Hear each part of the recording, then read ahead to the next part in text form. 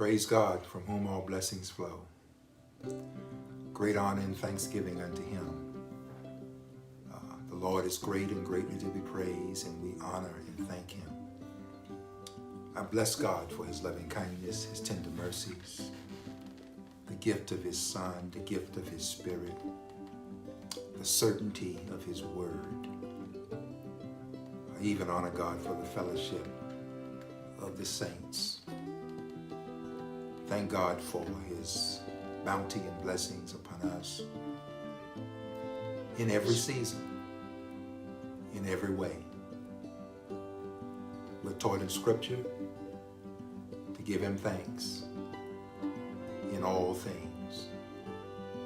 I would that you would help me right here. Just take a moment and let's bless the name of the Lord. Let's honor him for his loving kindness and tender mercies towards us.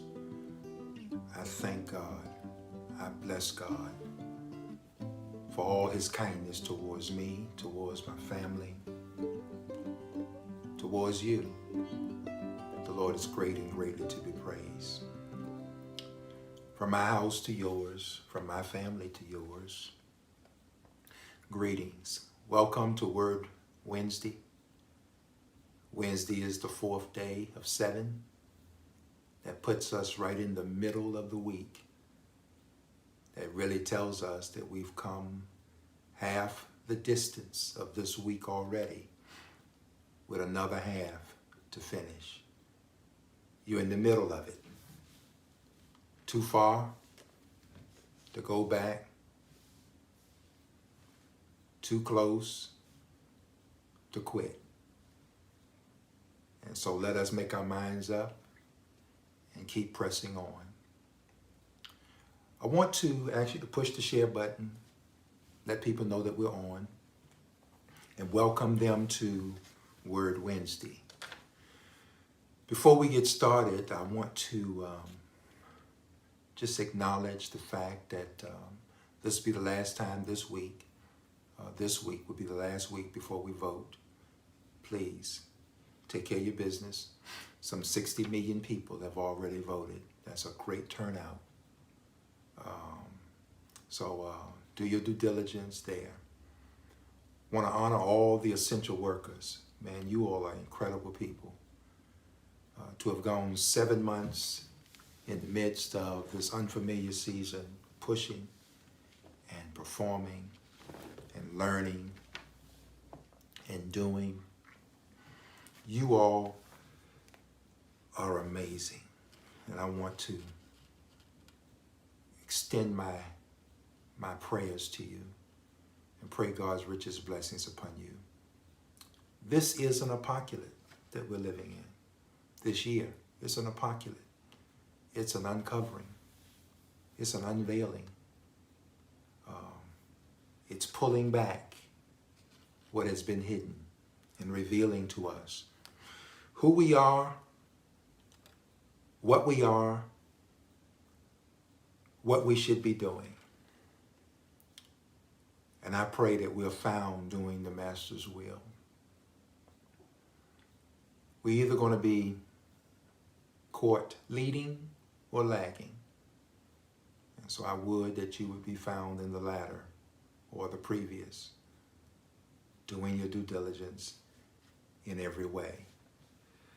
This month we had dedicated it to the theme of things to consider. And we had been considering some things. Last week we talked about being overwhelmed when too much is too much, when stress levels are very high, when depression sets in, when you're no longer able to manage the moment. And we lifted up the psalmist David, God's favorite servant, God's favorite son, who sat in a kingly position out of Psalm 61 and let us know of his own personal pain and plight that he was going through. I thank God for the transparency of the psalmist. And we relate to the fact of what being overwhelmed feels like and how it affects us in so many ways, our health, our well-being, how it stresses us, how it alters, sleep habits, eating habits, weight gain, weight loss, sleeping disorders, muscle aches, just tired in your mind, just tired, just frustrated, just irritable, just out of sorts. And so I thought we would pause and deal with that again. Last week I had asked you all to pin down some statement, some questions regarding how you've been affected in this season.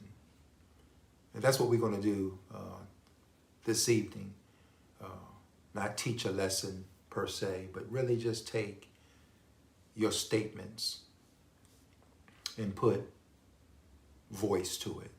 Take the text messages that some of you sent me, which I thank you for, and the comments that were in the previous setting, and just kind of have a dialogue around what being overwhelmed and how it affected you in this season.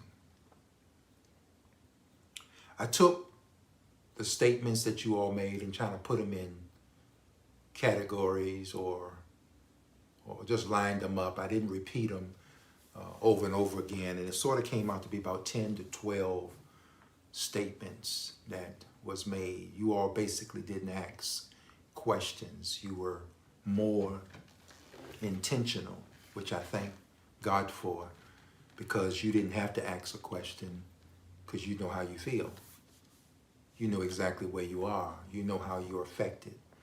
And these are common statements that I think affect all of us. They mirror all of us. And so one of the things that was said was dealing with the unfamiliar and the unknown. That was a challenge for some. Dealing with the unfamiliar and the unknown. This strangeness, this newness, this sense of uncertainty has certainly challenged the norm and has challenged what we are normally accustomed to, and probably even rattled our levels of confidence here and now, and even as we move forward. Dealing with the unfamiliar, this is strange. All of us have this in common. This pandemic that they said 100 years ago took place. They named it the Spanish flu. And so many lives were taken. At this point in time, 220 to 225,000 lives here in America have been taken. And that's a number that they're saying as it relates to the virus itself, even though that number could be far larger. I know that we've lost far more people than they're really accounting. None of us have ever dealt with this before. This is strange. To feel a sense of loss, of freedom, to go about and to participate as you normally would, whether it be work, whether it be play, whether it be to take care of business. We all now have to look at things differently. And we have to put up these safeguards, these protective measures. And some of you made the statement dealing with the unfamiliar and the unknown. That was a challenge. What's next? What can you trust? How do you deal with the unfamiliar? Can you trust what science is being told? What news is being said? Can you trust leaders on what they're saying? When especially now there's an uptick. We're now in the fall, and flu season is around. The weather is colder. We're more contained now in smaller spaces, and especially if you are still fellowshipping and associating with groups of people, you run the risk of spreading the virus, not slowing it down. And it's something about us when we don't know and when it's unfamiliar to us. It has the tendency to make us feel afraid and apprehensive. That is the natural impulses that we have. When will this come to a conclusion? How will it conclude? And so I understand that statement. How do we move forward? And I think based on the last 7 months, I think you accumulate from March up until now how things were, what you had to learn along the way. And we've learned certain things, that wearing the mask and heightening our hygienes and keeping distance and not taking anything or anyone for granted are wise choices. So I think what we can do is draw on the recent past, use what we know that is working, and implement it into our now so that we can be safe. And I think in every passing day, every passing moment, we'll grow with greater knowledge and wisdom of what works and what doesn't work.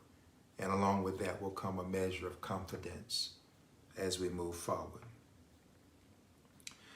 Some of you said adjusting to the circumstances, accepting things as they are, adjusting, that being flexible, not being stuck, learning how to bend without breaking, making those adjustments. And we are creatures of adaptation. We are. We have that ability. We have that ability in us to flex, to adjust, to take different approaches. And I think that's wise, and I think that will benefit us while we're in this strange season. Not only while we're in it, but when we come out of it, that if we're just one-dimensional, just locked into one way, one method and one practice, that hurts us, that harms us. So I think that in the midst of this devastation and this real health crisis, and this global pestilence, we can learn from this. We can learn how to make the adjustments. We can learn new things in new ways. I know that's a challenge for me, and it's one that I'm embracing now, that I know that you can't go back to old ways and old things and doing it as it has been. So it's breaking our traditions. It's teaching us that there's more in us and that we can multitask. So those are the things that you want to take into consideration when you're adjusting to the circumstances. Circumstances sometimes dictate. And then sometimes we have to dictate to our circumstances. Sometimes the circumstances will control us. And sometimes we got to control the circumstances.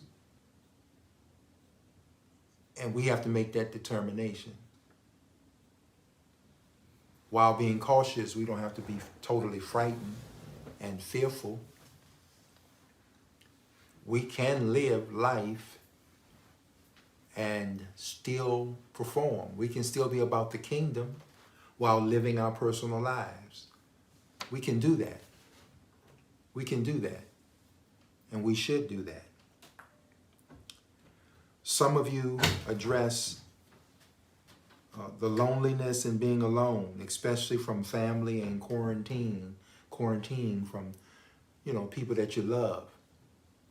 And then you put an asterisk beside it, especially to those of you that are extroverts, that this quiet time, this alone time has been a challenge to you.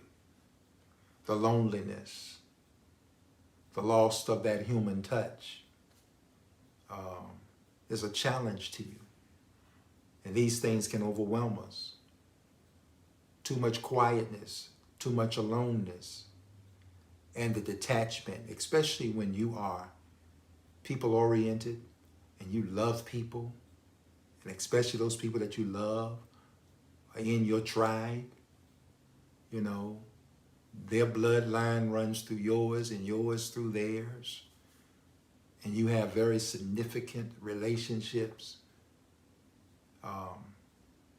that you don't have that freedom anymore to just go and be with them, or they can come and be with you. I think this is a heavy piece, and it takes some real mental lifting. It does. It takes some real mental lifting here to get those endorphins off your brain that creates the stress levels, because we are wired to love, to be loved. We are wired to communicate and to be communicated unto. We are wired that way. Some more than others, some a little less. But all of us at some point in time need that interaction one with another. That's necessary for our mental health, for our social health, for us to be emotionally intact, for us to be responsible to ourselves and to the people that we mostly care about. Being alone, I understand the challenge in that. Being lonely, that's another slight challenge attached to it, because you can be alone and not lonely. And then those who are dealing with loneliness, they could have people around them, but it doesn't mean that they are connected. So they still feel this sense of separation. And I just think that when you're quarantined from family, that brings a great deal of effects from you. And I just think what we have to consider in all of this is take it one day at a time and be as virtual as you possibly can. Picking the phone up, actually calling. That's another thing. We are so virtual that we text our expressions, we email them, instead of giving people a live voice. We text prayers, we text words of comfort. It would be an added blessing and an added measure if we would take the time to literally, if we're in that position, and the ones to whom we're reaching out to, that we really pick the phone up and actually call. They hear your voice, you hear theirs. So not only will you have text, but you'll have tone. And so in this virtual world, we want to be virtual. We want to do the Zooms. We want to do the teleconferences. We want to do the social media piece, leaving voicemails. Those things are wonderful. But we should, in the midst of all of this, not lose our human touch. And since we cannot just walk up on each other and show up at each other's home, we can give each other the gift of our presence through live, real-time discussion.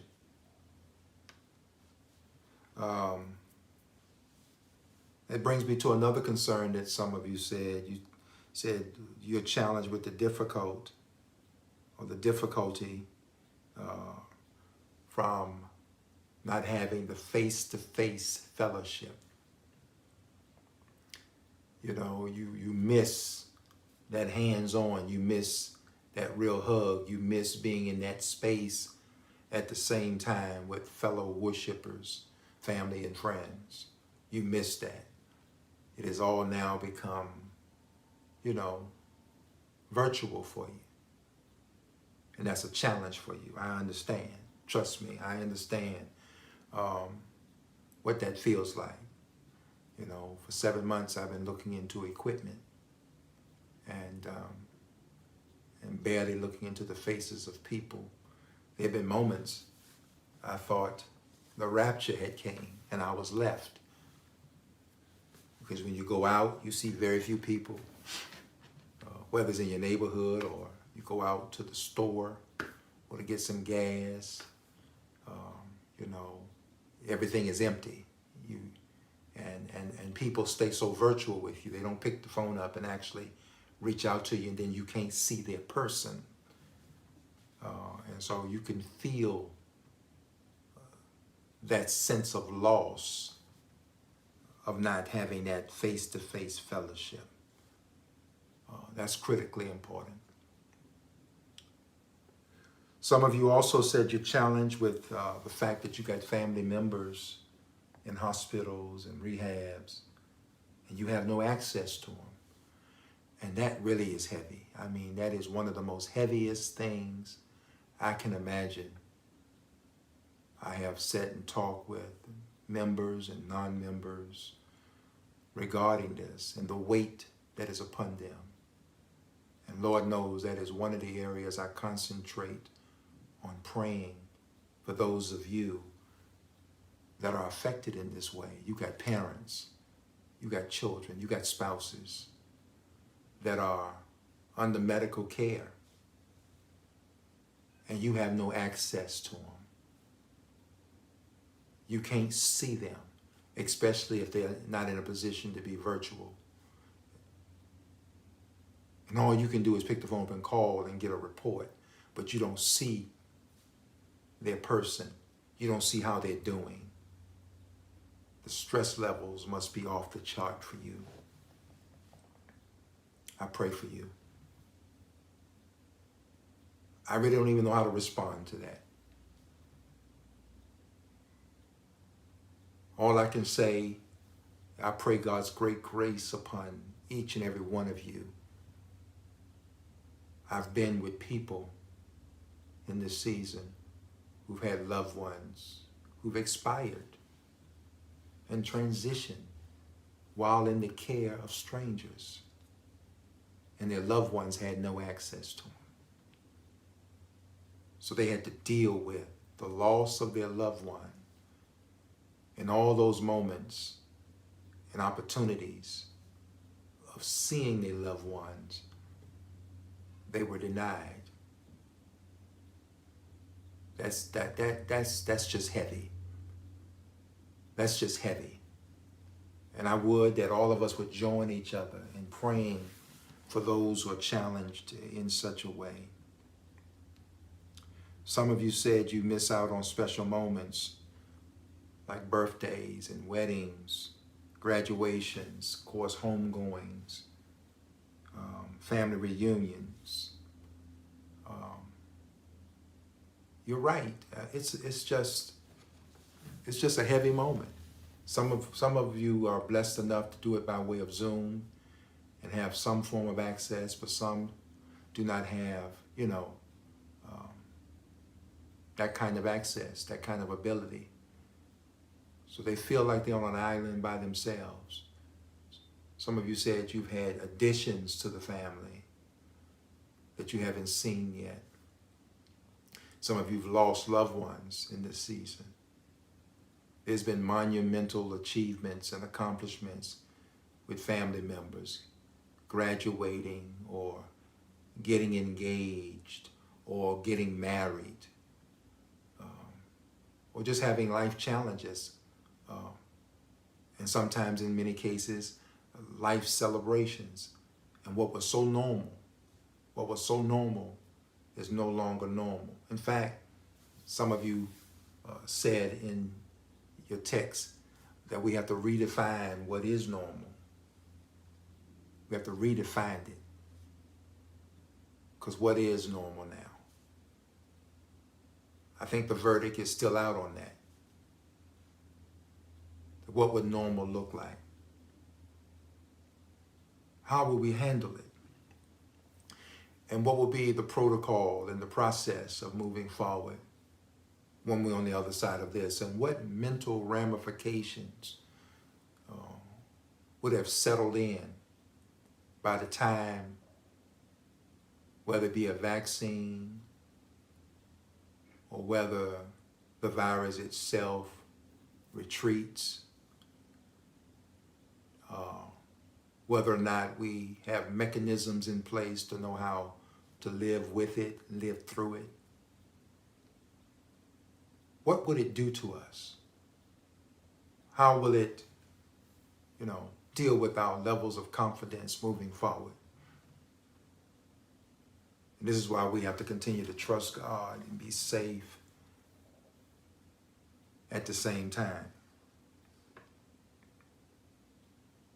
Because being normal, I think, won't be what we've been familiar with in the past. I speak as a committee of one. I believe that this will last long enough to change the whole world order. I believe that when we come out of this, what we used to call normal will be something of the past. And that this sense of newness that is coming upon us, this virtual experience will be broadened and deepened and completely inserted into our way of living. That we're on our way to a cashless society. That we're on our way to really being less social up front. We will trust the screens and text messages and emails and writings and voicemails over being in the actual presence of people. From purchasing to all types of transactions of business, I believe this will last long enough to change the world order. We see that coming. Some of you said in this midst of this pestilence, you've discovered who and what real friends are, or even are not. You've discovered that you thought you had friends, and you realize now that they wasn't what you thought they were. That's a sad commentary. I would add that you really don't lose real friends. You really don't lose real friends. If you lose them, if they lost, they may not have been as deep from the start. I would also suggest that you don't get bitter at lost relationships, lost connections. Don't get lost. Don't get stuck. Don't do that. Don't do that. Go on and live your life. God will furnish you with supply and support. God will connect you with kinships. God will grace you, even if you're by yourself, to be sufficient until such a time. You're better off with one or two genuine people than to have 6 or 7 that are questionable. Don't be angry at them. Don't be mad, because either they were not all what you thought they were, or this moment in which we're living in is too big for them. And it altered their behavior and not yours. It altered them. It was too big for them. They retreated. they did something different. They became something different. Because in this year of exposure, pressure and pain and difficulty will expose all of us. And they are the ones that's going to use this time to retreat and back away. They'll be the ones to use it. Maybe they were looking for an exit sign and they will take this time and use it. But in this case, what you and I need to really strongly consider is the fact that we need to maintain your own sobriety. Real friends, you never lose them. People who genuinely care about you, you never lose them. People who really love you, doesn't require a lot of thinking from their perspective regarding you. Their heart will guide them to think of you and to consider you. When people don't reach out to you in deed, in a very practical way, when they don't consider you as they should, or you don't consider them as you should,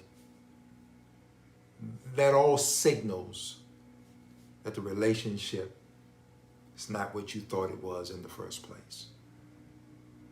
And then, seasons come and go. Growth factors kick in. Some people outgrow. Some people don't grow fast enough.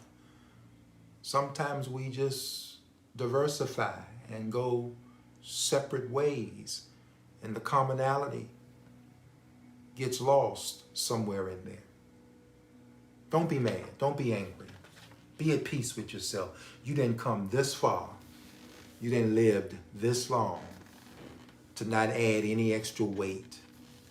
And when you come out of this, have a long memory. Have a memory that when people who backed away from you and called you friend and supposed to be, a support to you, and they didn't do those things while you were going through these difficult moments, and when things might lighten up and get easy and they want to come and ease back in, you may have to have an honest conversation or just keep it moving.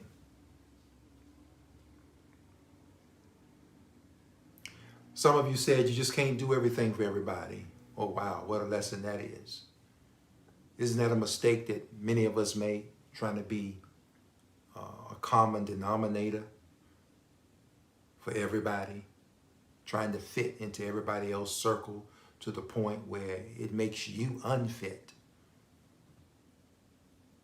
You're trying to fit in, and I understand the context from a biblical perspective that Paul said he become all things to all people, but we're not saying that in this vein here. We're saying in the sense that every person's care, every person's problem, every person's well-being and situation is not yours. If you spend all of your time, all of your effort, and all of your energy trying to fix all the generations in your family and all the kinfolk in your family and the friends and the associates and the co-workers and your business partners and whoever else that you have around you, whatever circle of influence that you're a part of, if you're trying to be the fixer of all those things, you'll wind up being broken. You'll be the one that's unfit. Because let's be honest here, we live in a very, very selfish world. Loyalty, thoughtfulness, and commitment are just missing elements.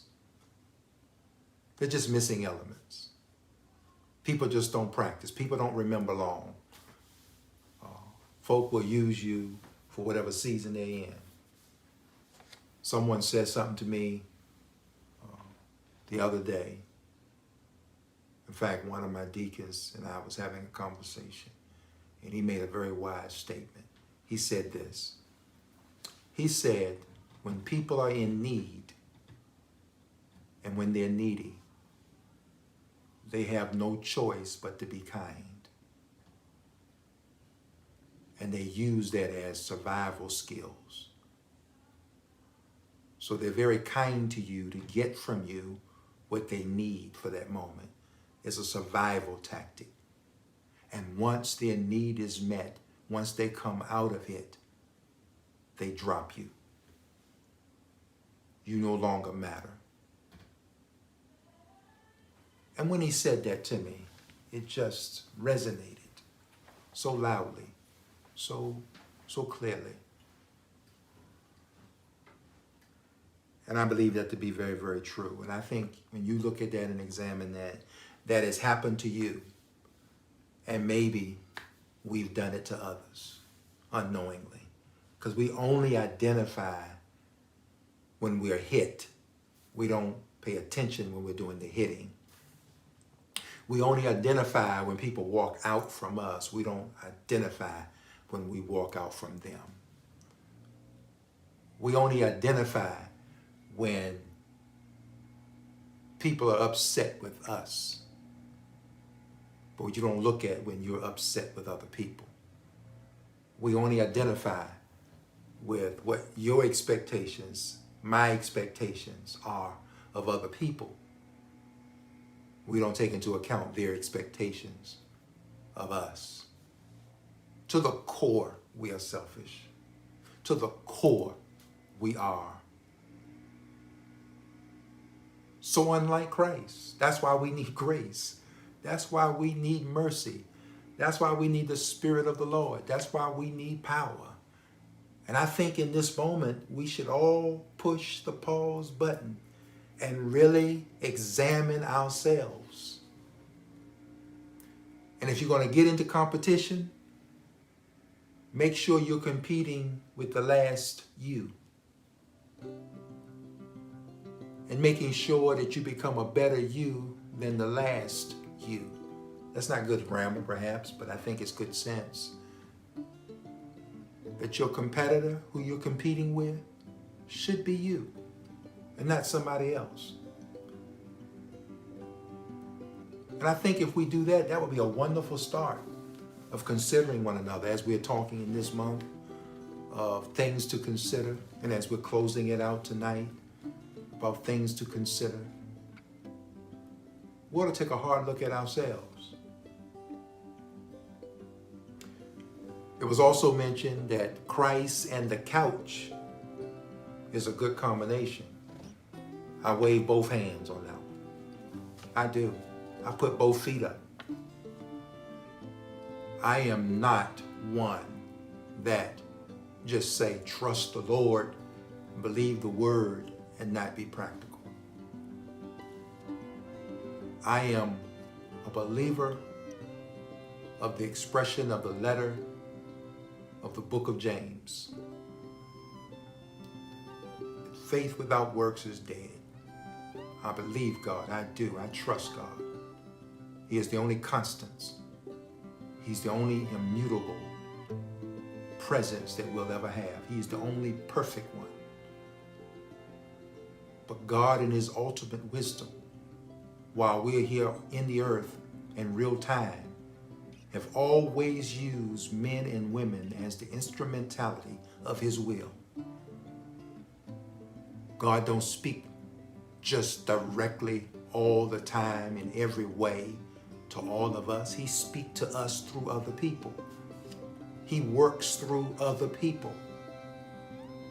He uses other human forms to nurture us, to love us, to exemplify his will. That's what God does.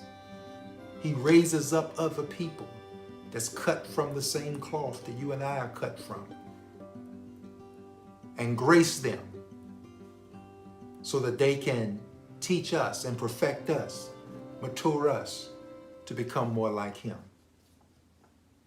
So having Christ is one aspect, but God got professional people that can talk you through help you through. You need a place to go and vent, to share, so you can find balance in all of this. You know? So Christ and the couch, it's a winning combination. And that's taboo in our community. We've been taught not to do that. I think we who are responsible now for our families and leaders in our own home, we need to teach this. We need to really exemplify this. We need to really poison our children and our children's children to go get help. Other cultures have always done that. And it has nothing to do with so much that something is mentally wrong with them. They just go and talk as we treat our physical health and go get checkups, as we go to the dentist, as we go get our annual checkups. There are people who are not so much under great strain, but they take advantage of just going and talking to somebody. Whether it be about the strain of life, whether it be about the strain of their marriage, whether it be about the strain of parenting, or the weight of the decisions that they have to make. They clear their head out and they stay in a good place, in a safe place. And you and I must do this. This is important. Taking those Selah moments, taking those mental breaks, this is important. Not taking on more than we should and not feeling guilty about it. This is making me a different creature. Because people will pull on you as long as you allow them. They will use you. Their selfishness will not allow them to be unselfish. Their self-preservation won't allow them to be considerate of you. So you know that you got to go get a regimen in your life. You need mental health, physical health, eating right, exercising, taking those mental breaks, taking those Selah moments, watching your health, and not feeling guilty at all about trying to be everything to everybody. You don't owe that. That's a debt that's not yours. It's a debt that's not yours. It's a debt that's not mine. As I begin to move towards a close, again, we got to learn how to deal with the unfamiliar and the unknown. We have to also learn how to adjust in every situation and circumstance, and knowing how to accept the things that we cannot change. We must become masters of our being alone or our loneliness, and how we quarantine ourselves to stay in a safe place for family and friends. If we don't do these things and we lose life, what gain is there? Some of us run the risk of doing some things that put ourselves in harm's way along with others.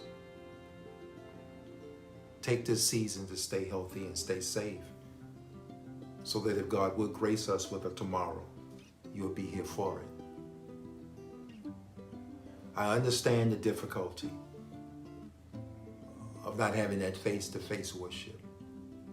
What is it going to look like when we come back together? Look how we've become virtual and how we've downsized the worship experience. What would it look like? What would it feel like when we actually come back in the building together?